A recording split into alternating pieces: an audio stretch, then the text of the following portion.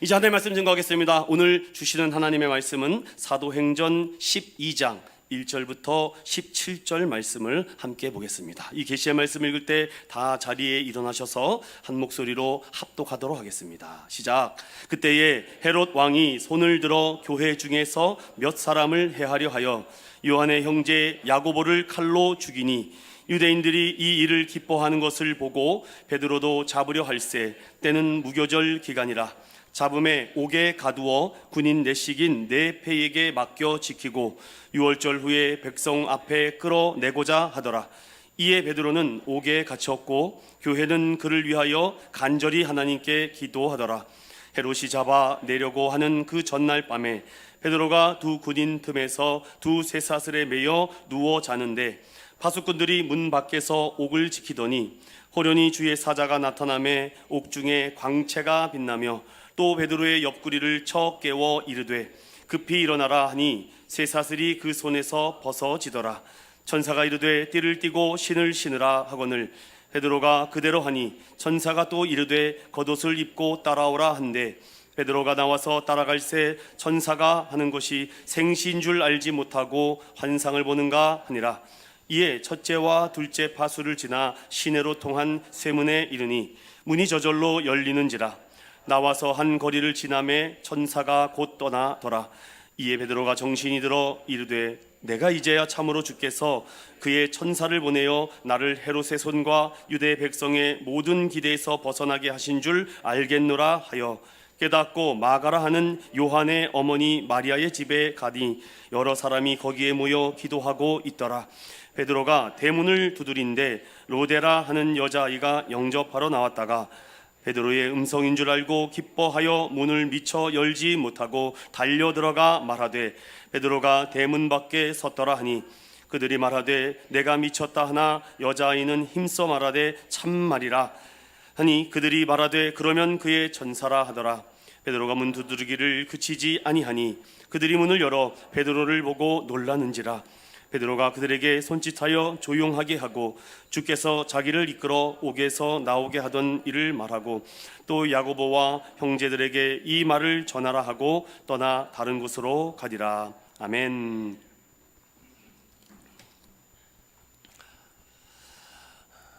제목을 따라해 볼까요? 보라 하나님이 지금 하시는 일을.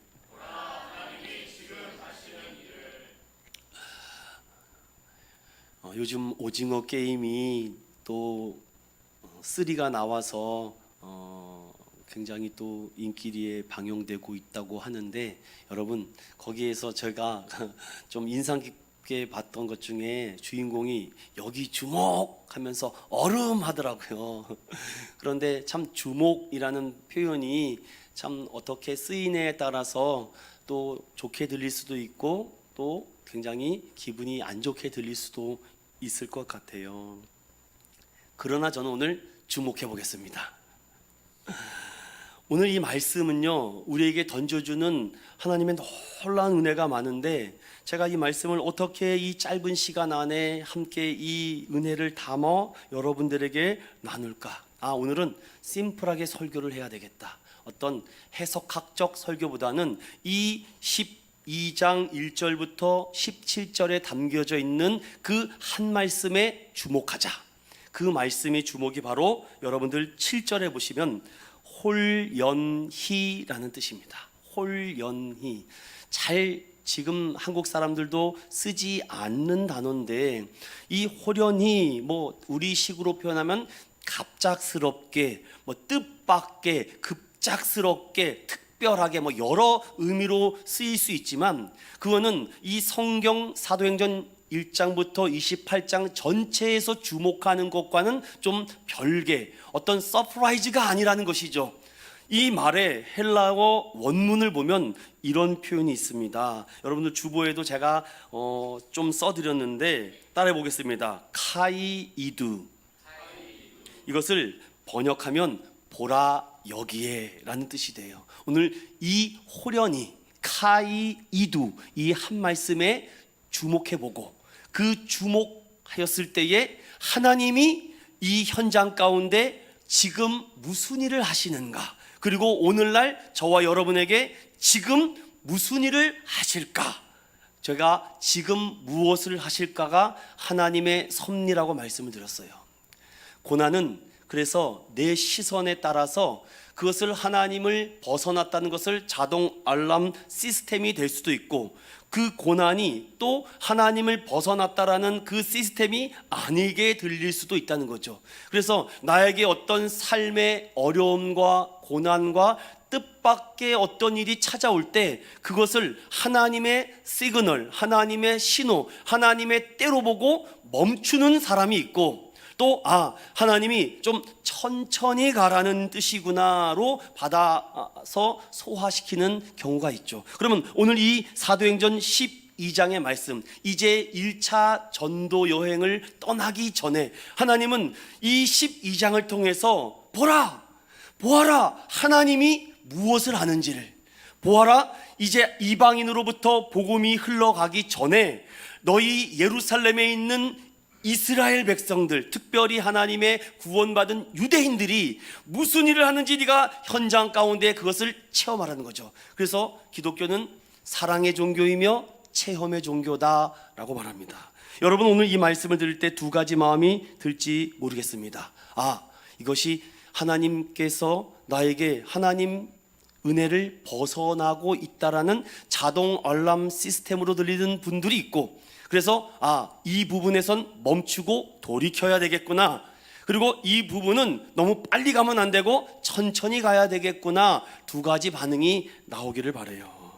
자, 그렇다면 우리가 먼저 이 말씀을 묵상하고 시작하겠습니다. 에베소서 6장 12절부터 13절입니다. 시작.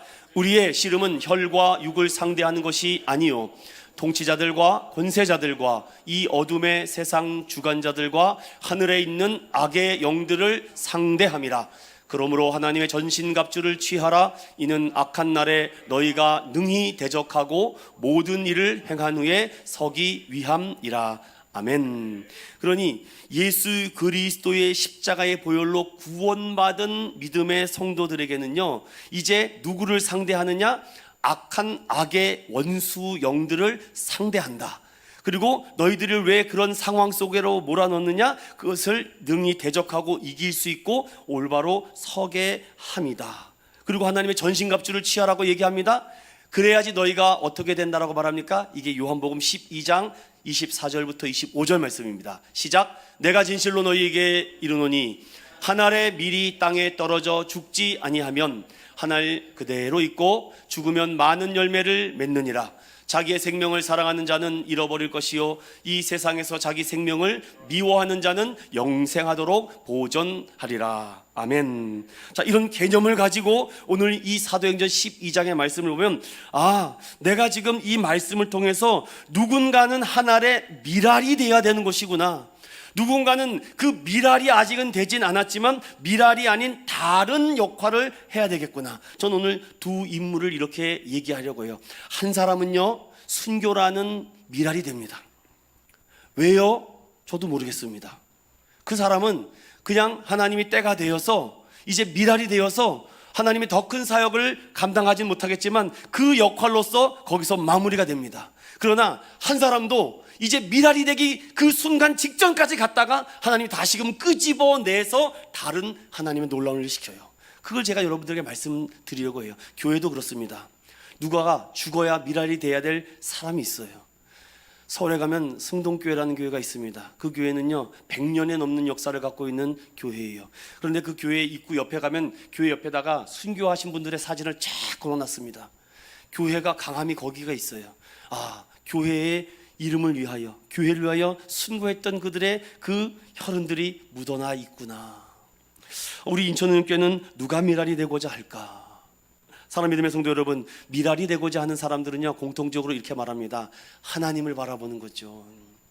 하나님을 바라본다는 것은 임마누엘 하나님을 인식하고 사는 것이라고 얘기하죠. 그러면 밀알이 되고자 하는 사람 그것을 반항하지 않고 그것을 받아들인다라고 얘기합니다. 마가복음 13장 35절에 보면 그러므로 깨어있으라 집주인이 언제 올는지 혹 저물 때 있는지 밤중 있는지 닭 울 때 있는지 새벽 있는지 너희가 알지 못한다 라고 말씀하죠. 그러니 누가 순교할지 누가 죽을지 누가 더 큰 일을 맡길지 우리는 모르지만 하나님 앞에 쓰임을 받았던 사람들의 공통적인 모습들이 오늘 등장하는데 그 모습을 함께 살펴보겠습니다. 우리 1절 읽어봅니다. 시작. 그때에 헤롯 왕이 손을 들어 교회 중에서 몇 사람을 해하려 하여. 아멘.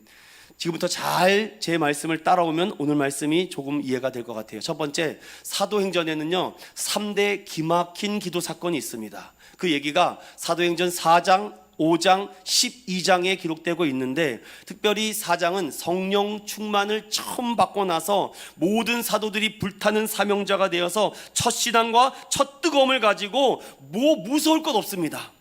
그런데 베드로가 감옥에 처음 갇히는 사건이 일어나죠. 왜 일어납니까? 그 이유가 너무 황당합니다. 여러분, 베드로를 왜 감옥에 가든지 근본적인 이유가 뭔지 아십니까? 그가 학문 없는 사람인데 내가 너보다 더 뛰어난 학자인데 나보다 더 대단한 일을 하고 막힘없는 일을 하기 때문에 질투가 나서 감아버립니다. 시기와 미움이 나서 그를 가둬버려요. 그리고 말 못하게 하죠. 왜냐? 베드로가 가는 곳에는요 안진병이가 일어나고 베드로가 가는 곳에는 개종하고 3,000명이 넘는 사람이 계속해서 늘어나기 때문이죠. 사도행전 4장 31절에 보니까 그런데 베드로가 잘해서가 아닙니다. 성경은 이렇게 얘기해요. 예루살렘 교회 성도들이 빌기를 다하며 모인 곳이 진동하였다. 모인 모든 무리가 성령 충만했다. 교회가 기도해서 그런 일들을 할 수 있었구나. 사랑 믿음의 성도 여러분, 기도해 주십시오. 저를 위해서. 앞으로 이런 모든 사역들을 감당하는데 성도들의 기도가 없으면 어려워요. 저는 낙원제일교회가 왜 이렇게 저렇게 부흥하고 성장했나 보니까 지금은 고인이 되셨지만 최 목사님이 계실 때 그 단임 목사를 위해서 24시간 릴레이 기도가 있어요. 1년 동안. 교회가 강한 이유가 다 있습니다. 기도하는 성도가 있고 기도하는 교회가 있고 기도하는 사역자와 기도하는 중직자가 있는 교회는요 못 건드려요. 건들 수가 없습니다. 저는 우리 인천은행교회도 그런 은혜가 있기를 간절히 소망합니다. 베드로가 부활을 선포하니까 많은 사람들이 시기와 미움하죠. 왜냐하면 내가 더 주목받아야 되거든요. 교회에서 내가 더 인정받아야 되고 내가 더 사랑을 받아야 되는데 내가 이 교회를 어떻게 세웠고 내 이 교회를 어떻게 내가 받들어 섬겼는데 나를 사랑해주고 나를 주목해주지 않고 이제 새로 들어온 사람들, 이제 새로 들어온 입교인들, 새로 들어온 개종자들에게 사도들이 그들에게 사랑과 마음을 쏟으니까 시기와 미움이 생기는 거죠. 그러니 초대교회가 처음부터 이런 문제를 가지고 계속 으르렁 싸웁니다. 그리고 사도행전 5장으로 넘어가죠. 그러나 유무상통으로 서로 교회가 나눠 쓰고 바꿔 쓰면서 많은 은혜가 있는데 그런 어려운 갈등과 문제가 있을 때 성도들이 뭐 했다고요? 빌기를 다 했다는 겁니다. 그리고 5장 17절에 보니까 교회는 성전에서 가르치던 베드로를 또 두 번째 2차 투옥시킵니다. 왜? 또 시기와 미움이 나서. 교회는 이런 일들이 계속 있는 것 같아요. 조금 잘나고 조금 더 열심히 있고 조금 더 관심 받고 조금 더 하면 그 사람에게 주목받으면은요 금방 마음이 확 돌아지죠. 목사님이 나한테만 집중해 줘야 되거든요. 나만 바라봐 주고 나만 얘기해 주고 나만 밥 먹어야 되고 나만 해야 되는데 자꾸 다른 사람한테 넘어가니까 베드로 사도가 자꾸 다른 사람한테 가니까 미움이 생겨요. 그러나 베드로는 사람보다 하나님께 더 순종하겠다. 내가 굴하지 않고 날마다 성전에 있든지 집에 있든지 예수는 그리스도라고 가르치고 전도하기를 그치지 않았다라고 말해요. 이게 사도행전 5장의 기막힌 기도 사건입니다. 어려운 문제가 생기고 갈등이 생길 때마다 교회는 뭘 했다고요? 기도를 했다고요. 그리고 오늘 사도행전 12장 이 말씀에 보니까요 동일하게 여러분 5절을 읽어보겠습니다. 시작. 이에 베드로는 옥에 갇혔고 교회는 그를 위하여 간절히 하나님께 기도하더라. 아멘. 지금 베드로가 세 번째 갇히는 사건인데도 교회가 할 줄 아는 게 기도밖에 없어요. 아니 인천은행교는 할 줄 아는 게 뭐예요? 우리 인천은행교는요 막 이런 거다가 저는요 이런 소문이 났으면 좋겠어요. 인천은행교는요 할 줄 아는 건 기도밖에 없어요. 그럼 이게 되게 단순하게 들으십니까? 인천은행교회가 할 줄 아는 것은 기도밖에 없다고요. 무슨 문제가 생기면 목사님 기도해야 됩니다. 또 무슨 문제가 어려움이 생기면 기도해야 됩니다. 또 선교가 있고 문제가 있고 그러면 기도해야 됩니다. 그러면 여러분 보라, 하나님이 지금 그 교회에 하시는 일을. 제가 지금 이걸 지금 말씀을 드리는 겁니다. 베드로가 또 감옥에 갇히니까 교회는 그를 위하여 간절히 기도해요.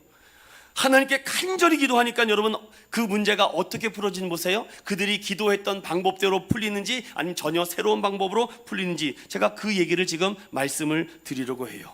저는 이것을 이렇게 정리했습니다. 사도행전의 이 기막힌 이야기들을 통해서 일어났던 것은 이제 가정교회에서 공동체가 모이는 단단한 교회가 생겼고, 이제 다양한 믿음의 사람들이 일어납니다. 여러분, 교회는 다양한 사람들이 있습니다. 여러분, 내가 거기서만 자리 터잡고 여러분 그러면 안 돼요. 계속 새로운 사람들이 유입되어서 그곳에 새로운 물결이 흘러 가야죠. 내가 그 자리를 턱 잡고 있으면은요, 다른 사람들이 들어오지 못하지 않겠습니까? 계속해서 이제 새로운 사람들의 새로운 믿음으로 또 새롭게 변화가 됩니다. 그리고 대거 이제 베드로나 바울을 중심으로 하다가 평신도들이 대거 일어나요. 또 하나 무엇이 일어납니까? 하나님의 분명한 목적과 메시지가 선포되며, 또한 성령 하나님이 이끄는 일들이 일어나고 있는 그때에, 바로 12장 1절이 그때라는 것입니다. 이 1, 2, 3, 4, 5번이 일어나고 있는 그때에 헤롯 왕이, 여러분 헤롯 왕이 어떤 사람인지 제가 소개를 해야 돼요. 이는 이중적인 성격을 가진 사람입니다. 헤롯 대왕의 손자입니다. 유대교인이면서 헤롯 아그리파 1세로 정치적인 야심과 유대인의 민심을 사는 것에는 혈안이 돼 있고, 유대인의 마음을 어떻게든지 훔치기만 할 수 있다면 못할 방법이 없는 사람이죠. 그는 고민합니다. 이제 이 지도자의 권력이 바뀌니까 어떻게 하면은 내가 저 사람들을 내 사람으로 만들까? 성경은 뭐라 그럽니까? 1절 다시 보세요. 손을 들어 교회 중에 몇 사람을 해하려 하였다. 내가 이 자리를 꿰차고 들어가기는 어려울 것 같아. 그러면 방법은 없어. 그 사람들에게 정치적인 반동과 밀란을 일으켜서 헤롯 대왕이 잘했다라는 이런 소리가 들리기 위해서 그 유대인들, 정통 유대인들이 가장 싫어했던 이 기독교인들을 잡아서 참수를 시킵니다.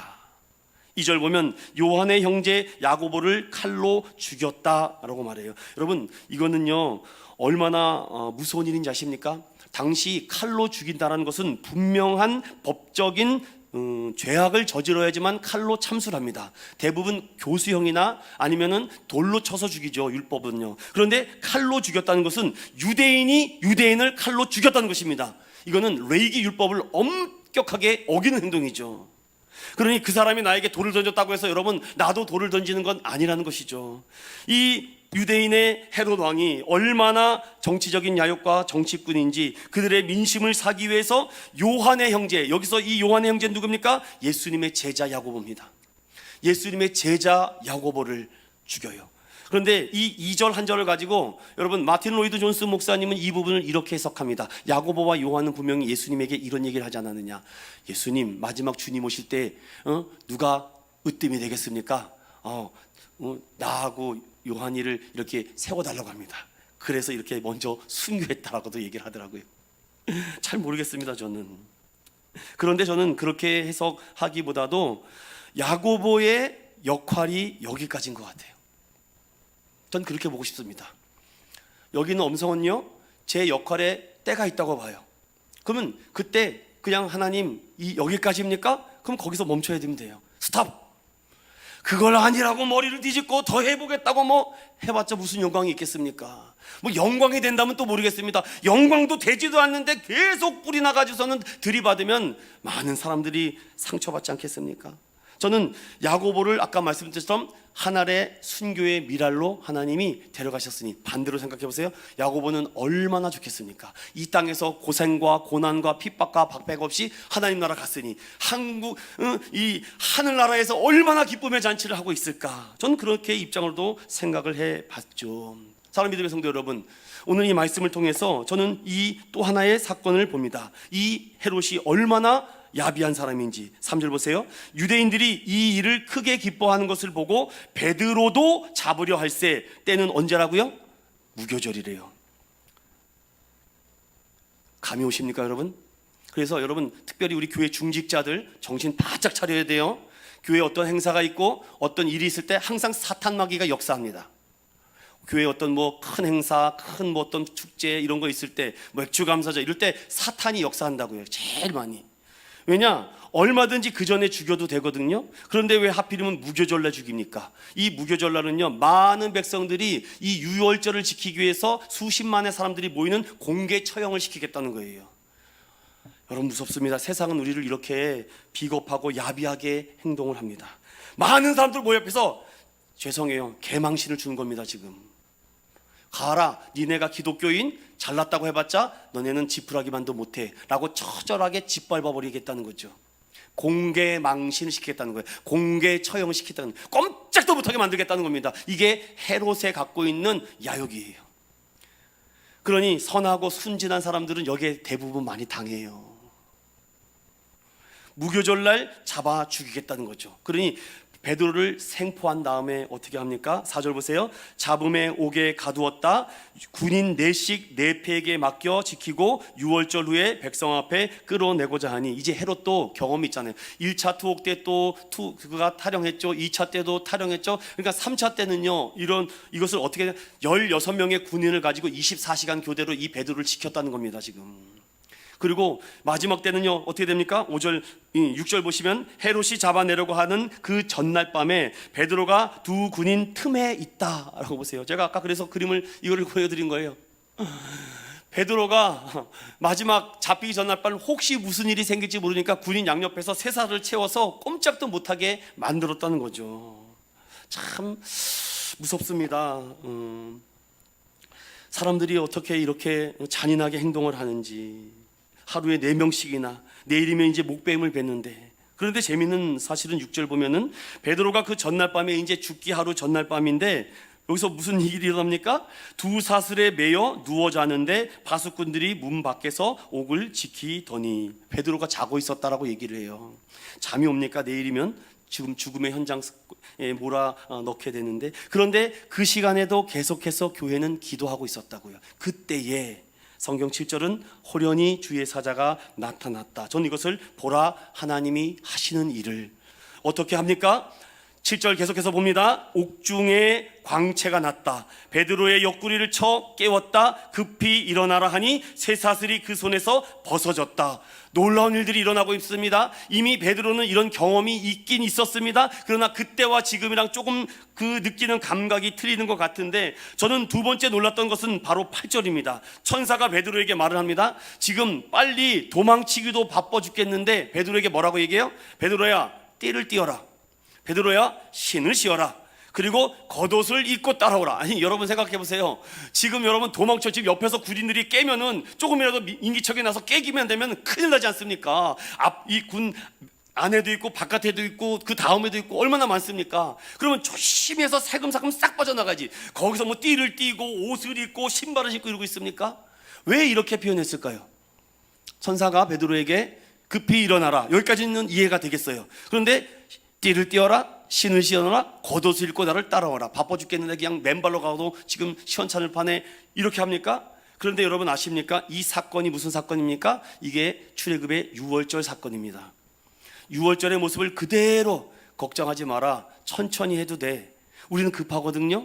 그런데 하나님은요, 지금 이 신호를 천천히 해. 내가 모든 앞에 장애물을 다 해결해 주고 있다. 그러니 베드로에게 이 상상을 주는 것 같습니다. 9절에 보면 베드로가 나와서 따라갈새 천사가 하는 것이 이게 진짜인지 아닌지를 막 헷갈리고 있습니다. 그런데 여러분 10절 다 같이 읽어봅니다. 시작. 이에 첫째와 둘째 파수를 지나 시내로 통한 쇠문에 이르니 문이 저절로 열리는지라. 나와서 한 거리를 지나매 천사가 곧 떠나더라. 아멘. 자, 천사가 함께 있을 때는 그 닫혔던 쇠문이 철컹철컹 열리는 것 같아요. 그럴 때도 뭐 하고 있다고요? 교회는요, 기도하고 있었다고 말씀드렸습니다. 이제 베드로가 정신을 차리고 나니까 이게 무슨 일이지? 참으로 주께서 천사를 나에게 보내, 그 다음 말이 중요합니다. 나를 헤롯의 손과 유대 백성 모든 기대에서 벗어나게 했다. 여러분, 기도하는 사람들은요, 그래서 조급해하지 않는 것 같아요. 하나님이 내가 상상하지도 못했던 방법으로 일을 하시거든요. 그래서 제가 보라, 하나님이 하시는 일을. 그러니 기도하다가 뭔가 있으면 멈추라고 하면 딱 멈추시면 돼요. 그리고 하나님 또 무슨, 천천히 하는 것입니다. 이게 두 개 중에 하나라고요, 여러분들. 그런데 이 두 개 중에 하나인데 이거를 무시하고 담을 넘거나 이거를 무시하고 빠르게 고속주행을 하면은 이제 사건이 터지는 거예요. 다시 성경을 보겠습니다. 나를 헤롯의 손과, 헤롯은 어떤 생각을 갖고 있어요? 무교절날 공개 망신을 시키려고, 공개 처형을 시키려고 하는 것이 헤롯의 꾀입니다. 잔꾀죠.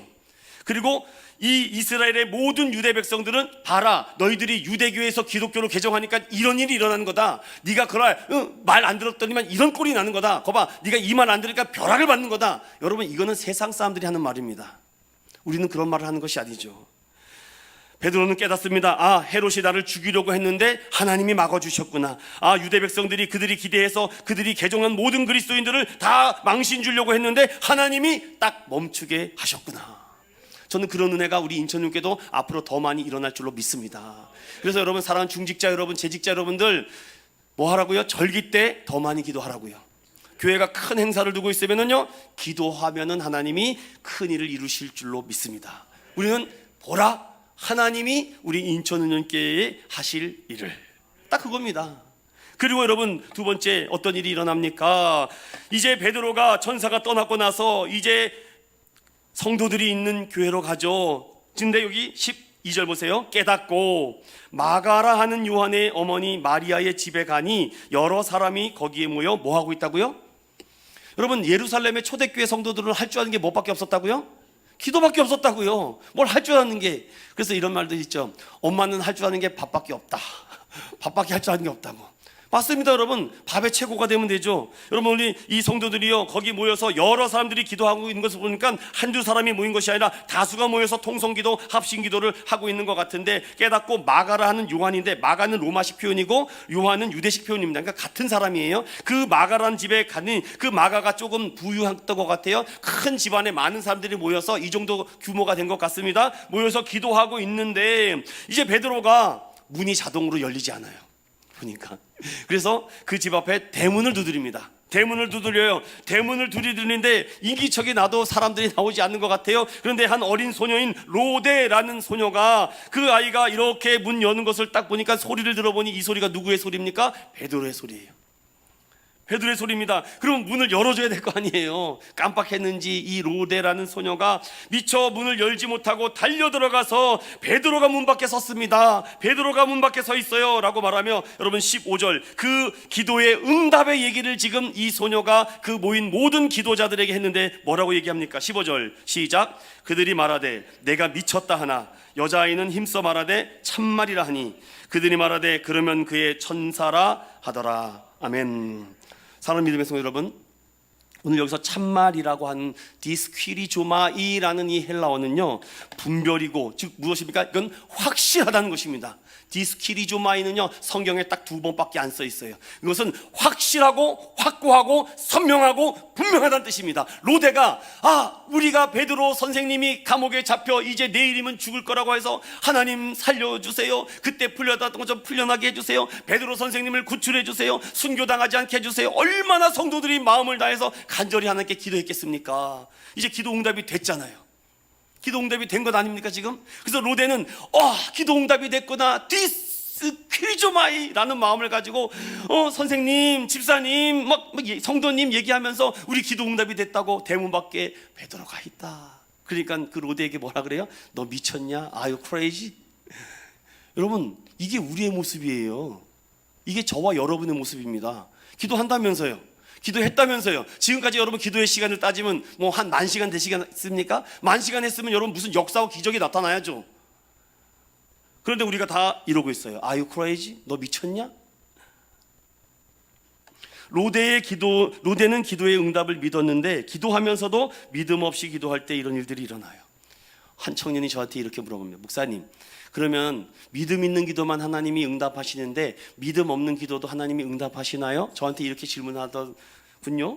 그래서 제가 이리 와라고, 좀 그럼 해보라고. 믿음 없는 기도도 한번 좀 해보라고. 꼭 기도 안 하는 사람이 그렇게 얘기합니다. 기도하는 사람은 그런 질문하지 않아요. 믿음이 있든 없든 응답은 하나님께 있습니다 라고 내가 인간의 간구하는 마음을 어제나 오늘이나 내일이나 항상 꾸짐없이 하는 거죠.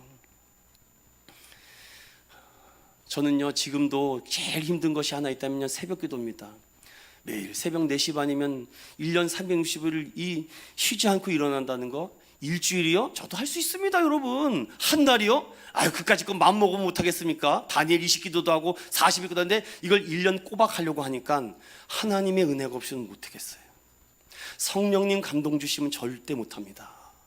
그래서 저는 오늘도 하나님 도와주세요라고 그냥 두 손 들고 기도합니다. 하나님, 오늘 성공했습니다. 내일도 성공하게 해주세요. 전 그런 기도하는 겁니다, 지금. 왜냐, 오늘 성공했다고 내일 성공했다라는 그런 자신만만한 거 다 버리십시오. 아무리 과거에 잘했어도 소용없어요. 지금 잘해야 됩니다. 왜냐, 보라, 하나님이 지금 너에게 하실 일을 꼭 기억하시길 바랍니다. 참말이라 참말이라 디스키리조마이 그렇게 말하고 있는데도 미쳤냐?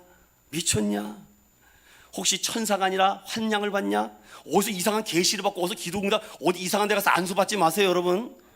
어디 이상한 데 가서 성경 공부해가지고 이상한 계시형 받고 이상한 말하고 이상한 영 말하고 큰일 납니다, 여러분. 많은 사람 다치게 해요. 차라리 그런 계시형 안수 받지 말고 성경 공부를 제대로 하시면 됩니다. 그러면 온전한 믿음의 신앙생활을 할 수 있어요. 어디 가서 뭐 기도 막 몇 시간 맞고 와가지고서는 이상하게 랄랄랄랄랄라 안 해도 돼요, 여러분. 차라리 말씀을 사도행전 1장부터 28장까지 아주 똑바로 공부하면요, 명확하게 선명하게 우리의 기준이 세워집니다. 참말이라. 이제 마지막입니다, 여러분. 시편 40편에 보니까 내가 여호와를 기다렸더니 귀를 기울이사 나의 부르짖음을 들으셨도다. 나를 기가 막힐 웅덩이와 수렁에서 끌어올리시고 내 발을 반석 위에 두사 걸음을 견고하게 하셨도다. 새 노래 곧 우리 하나님께 올릴 찬송을 내 입에 두셨으니 많은 사람이 보고 두려워하여 여호와를 의지하리로다. 아멘. 제가 태국 선교사님에게 이렇게 말했어요. 우리 지금 선교팀 이렇게 기도 준비하고 있습니다. 이렇게 하고 있습니다. 지금 이렇게 하고 7월 한 달간은 기도로 준비하며 가겠습니다. 이런 교회가 없대요. 와, 선교 가려고 한 달 동안 기도로 작정하는 기도가 여러분 어디 있겠습니까? 그리고 성도의 절반이 지금 선교를 갑니다. 이런 교회가 있습니까, 여러분? 그러니까 놀라고 있어요, 지금. 얼마나 기대를 하고 있지. 이미 오지도 않았는데 놀라운 일이 일어날 거라고 저에게 선포했습니다. 저는요, 태국 땅에 가서 우리 믿음의 성도들이 기도해주고 또 선교 가는 우리 팀이 그 안에서 보라, 하나님이 이 태국 땅 사키오 땅에 하실 일을 많은 사람들이 보고 이제 그 산티팝 사키오 교회를 두려워해야죠. 거기 있는 우상과 신들을 깨부셔야죠. 그리고 그 신이 아니라 하나님을 의지해야 되겠구나, 그런 은혜가 있을 줄로 믿습니다. 보라, 형제가 연합하여 동거함이 어찌 그리 선하고 아름다운지. 여호와께서 복을 그 공동체에게 부어 주실 줄로 믿습니다. 끝으로 여러분, 보라, 하나님이 지금 하시는 이 기도 이야기는 누구의 이야기라고요? 우리 이야기, 우리 교회의 이야기가 되기를 소망해요. 여러분, 저는 여러분들에게 마지막으로 이 얘기를 꼭 드리고 싶어요. 기도에 대한 하나님의 성경적 응답이 크게 세 가지가 있는데, 첫 번째는 하나님이 진짜 원하는 것을 주시고자 함이 아니겠습니까? 아직 때가 아니다, 하나님의 때가 되면은 주실 것이라는 거죠. 그리고 지금 구한 것 주면은 행복하지 않기에 하나님이 안 주실 때가 있습니다.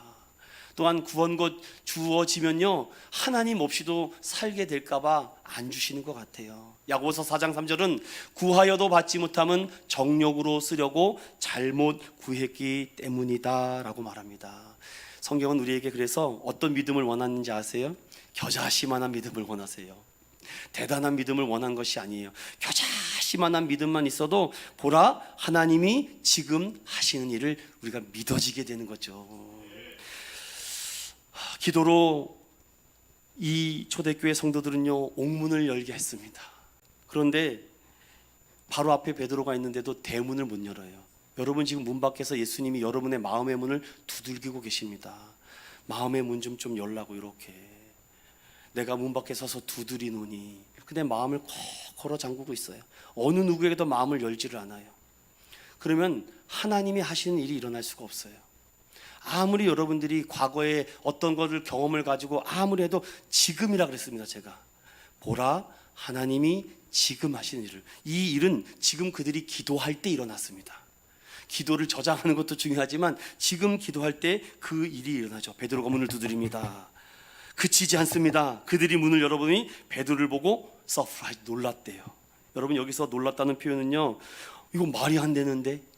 우리가 기도하면서도 의심이 참 많지 않습니까?